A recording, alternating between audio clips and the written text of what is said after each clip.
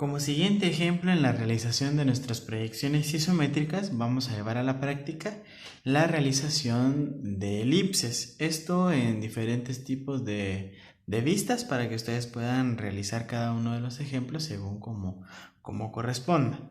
Para ello es muy importante que tengamos siempre en la mano nuestra regla T, que nos va a ayudar a trazar líneas horizontales y al mismo tiempo hacer soporte para los diferentes tipos de escuadras que podemos llegar a utilizar. También utilizaremos nuestra regla graduada, esta para poder determinar la longitud específica de cada uno de los trazos. Asimismo, emplearemos nuestro compás.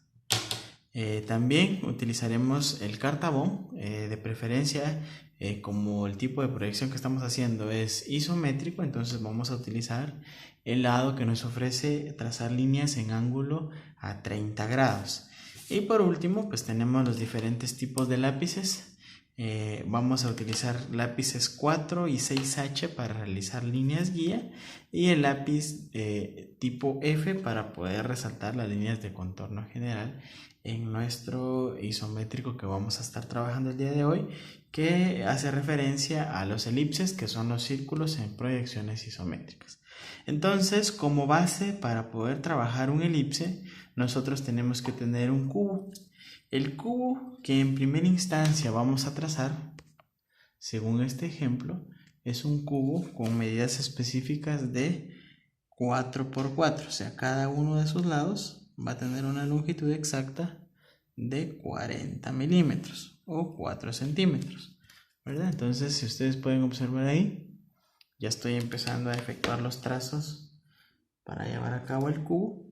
Acuérdense que no es tan importante que nosotros realicemos trazos con medidas porque estas son líneas guía y por lo pronto pues nosotros solamente vamos a identificar los trazos y después poder realizar las medidas tal y como ustedes están observando en este momento.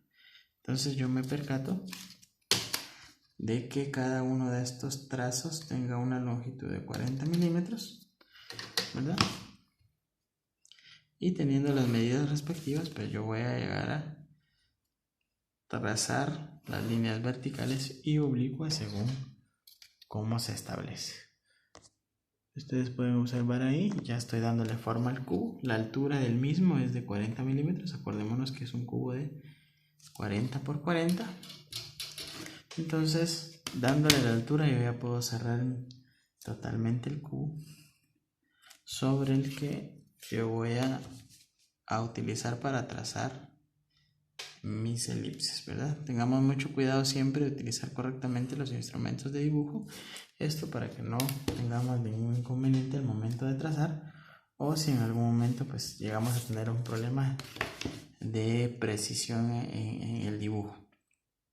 Entonces, si ustedes pueden observar aquí, pues ya tenemos nuestro cubo, ya está totalmente realizado. Ustedes pueden ver aquí el formato.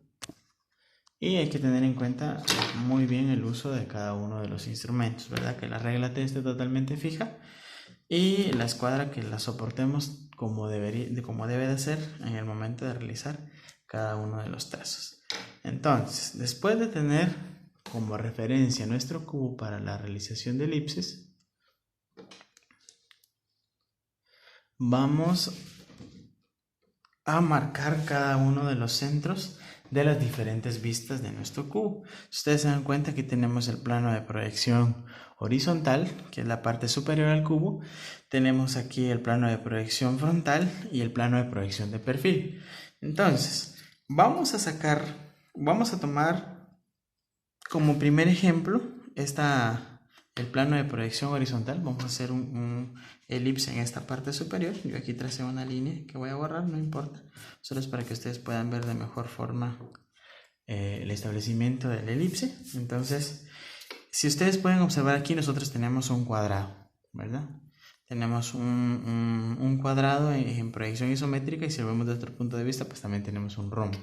Entonces lo que vamos a hacer es sacarle la mitad exacta a cada uno de estos puntos, ¿verdad? Si nuestros tramos y nuestros lados son de 40 milímetros, obviamente la mitad va a ser de 20 milímetros. Entonces vamos a sacarle la mitad a cada uno de estos puntos. como ustedes logran ver ahí. Y en el momento en el que ustedes logran determinar los centros de cada uno de estos lados, ustedes pueden observar, ¿verdad? Yo ya tomé los centros, aquí tengo un centro, aquí tengo el otro centro, este centro y este centro. Vamos a unir estos puntos centrales con el punto que nosotros tenemos de frente a estos dos puntos que nosotros acabamos de encontrar en los centros de las líneas. Por ejemplo, este punto que ustedes observan acá, este que está acá, lo vamos a unir con sus dos puntos opuestos, que sería este que está acá, el punto central opuesto, y este que está acá, ¿verdad? Entonces vamos a hacer esto con nuestra regla, no es necesario que utilicemos aquí la escuadra. Entonces, si ustedes se dan cuenta aquí, el punto central superior lo vamos a unir con los dos puntos de las mitades de los lados que están de frente a este punto. Entonces, vamos a realizar este primer trazo, ¿verdad? Y vamos a realizar el segundo, como ustedes pueden observarlo en este momento. Entonces vamos a tener un trazo de este tipo. Ahora vamos a hacer lo mismo con el punto inferior, ¿verdad? Solo que de manera contraria. Este punto lo vamos a unir con los dos centros opuestos, tal y como ustedes pueden ver acá. Y teniendo en cuenta este tipo de trazado, ¿verdad? Nosotros vamos a utilizarlo para poder generar nuestra elipse. En esta ocasión, pues, yo necesito de puntos específicos para poder utilizar mi compás y realizar cada uno de los trazos de circunferencia. Entonces, ¿qué es lo que vamos a hacer? Vamos a colocar la punta de aguja. Voy a marcar los puntos para que ustedes los tengan presentes. Solo es para efectos de ejemplo, pero en la realidad no tendríamos que hacer estos puntos. Vamos a colocar la punta de aguja del compás en este punto. Ustedes ven acá, la vamos a colocar en este punto y en este punto que ustedes ven acá. Estos 4 puntos que yo remarqué, que sería el rombo interior de los trazos que efectuamos, son los que vamos a utilizar para poder generar la elipse.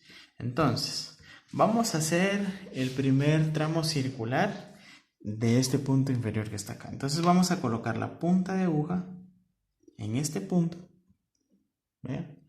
Y vamos a darle una amplitud que llegue al centro de este lado, o sea, a este punto exacto que ustedes pueden observar acá. Entonces vamos a darle la longitud.